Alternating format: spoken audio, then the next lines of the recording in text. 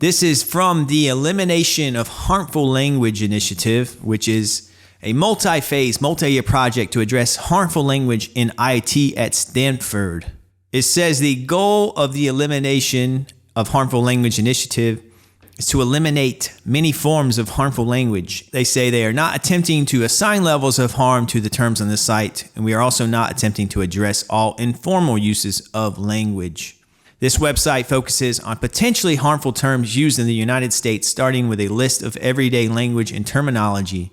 Our suggested alternatives are in line with those used by peer institutions and within the technology community. It even has a warning, content warning. This website contains language that is offensive or harmful. Please engage at your own pace. That's kind of funny, right? Like, obviously this list is going to cover language that you shouldn't say, but yet in this climate we're in, you even have to give a warning on a document that was made to tell people what not to say, because people might get offended just by reading it. That's kind of where we're at, I guess. So, I don't blame them for having that. But yeah, I wanted to talk specifically about, ableist language. For those of you who don't know what ableist means, it means you're discriminatory to disabled people. It means you think that non-disabled people are superior to disabled people.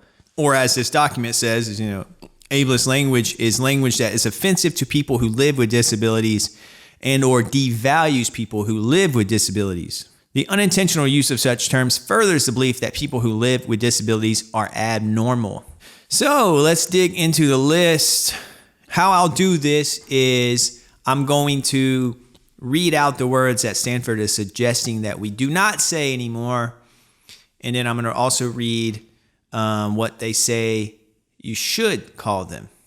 And I'm going to go through all the words that involve ableism, like I talked about. And then I'll share my thoughts on certain words or my overall take on if I agree, disagree, etc. So I'm going to read through the list now. Let's start it. So instead of using addict, consider using person with a substance use disorder. Instead of using addicted, consider using hooked and devoted. Instead of using basket case, use nervous.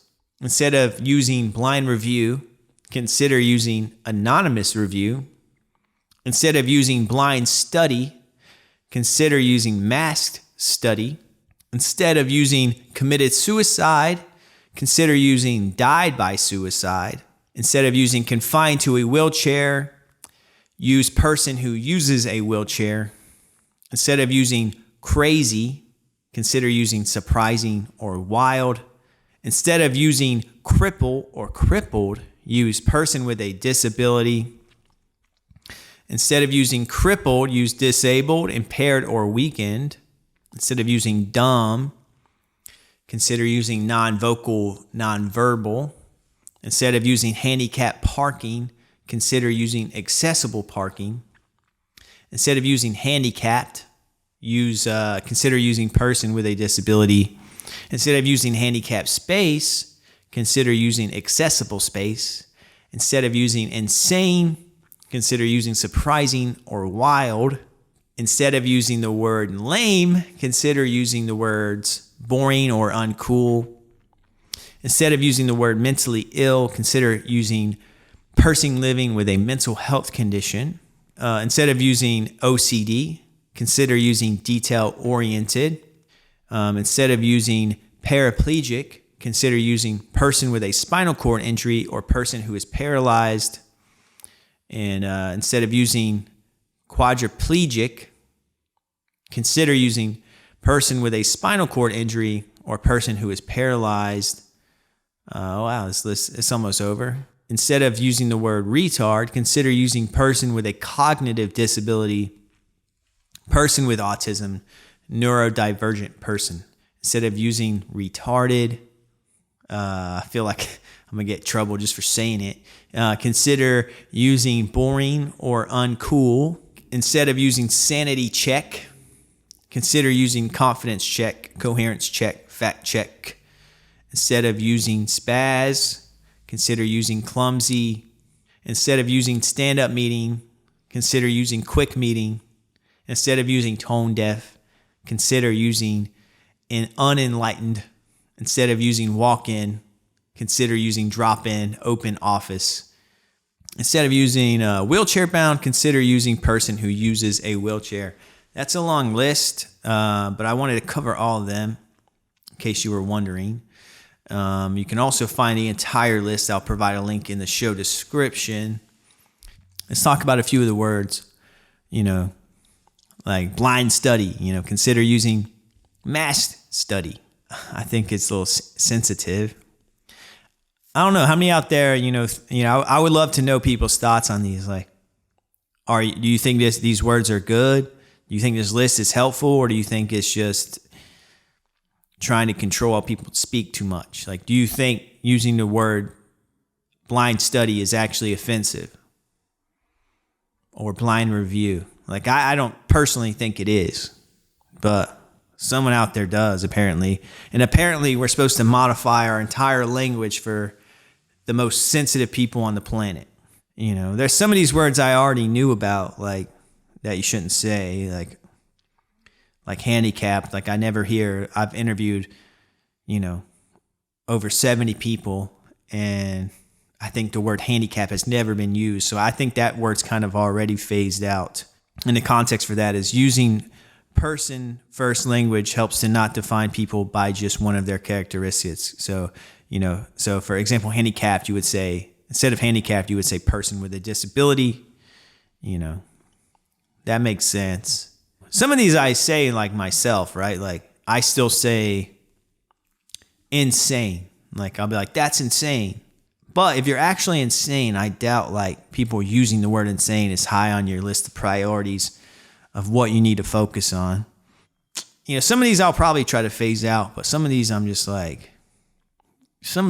to ignore. Some of these I agree with. Like, one I agree with would be, wheelchair bound. That's shitty. You're bound. Like, when people say bound to something, it means like it makes it seem, it's almost like they're in prison or something like that. They're bound to this, they're bound to that, they're chained to it. But it's like, I don't know. It's just kind of a dramatic word in my opinion. Paraplegic, quadriplegic, I didn't know that you're not supposed to describe that. I thought, those were just descriptor words. Like, for example, I have RP, paraplegic and quadriplegic, I thought were just words to describe, what the disability is. But, a person with a spinal cord injury, that's fine. A lot of these is just person first language, which I do anyways. OCD, that's when people say a lot. They're like, oh, I'm so OCD, when they're talking about just organizing their desk. It's like, just say you're organized. You're not actually OCD. Dumb, everyone says that's dumb. But, they're saying to not use that. And this is kind of silly, right? Because it's saying instead of using dumb, right? They're saying consider using non-vocal, non-verbal. But let's replace that. So if I'm talking about someone made a bad decision, right? Someone made a not smart decision. I'm calling it dumb. Or that, the line in the store was dumb long. Or this line is dumb. But yeah, I don't know. I just wanted to share these words with you because, this is how it is these days. And, it's a minefield out there walking around, and you're bound to step on something every now and then in this climate we're in. And as a podcaster, I tend to analyze the words I say publicly more than most people do. So I find lists like these fascinating because obviously, again, like I talked about, I'm a people pleaser, so I don't want to piss people off. But you know what? At the same time, I don't want to be chained to and afraid to talk about things I want to talk about or unintentionally say something offensive. It's like, I think people know the intent of things, and if they're negative or positively intended to offend someone. But yeah, I don't know. This list was interesting. It got a lot of there's some controversy on this. A lot of people were posting about it on social media and YouTube about kind of making fun of the words. And some people even made challenges. They were like, they're basically saying, fuck this list, try to use as many words as you can in a paragraph that are from this list. That's interesting too, because it's like people don't like rules. People don't like being told what to do or what to say or what they can't say. You make a list like this, it's supposed to be helpful, but in the end, it kind of makes people rebel because they're like, you can't tell me what to do. And then in the end, it's like this language, some of these words will probably be intentionally used, like I just talked about. So I don't know how you approach, changing words. I think words can't really be quickly just deleted from people's vocabularies. I think the way you change people's vocabularies is slow and over time.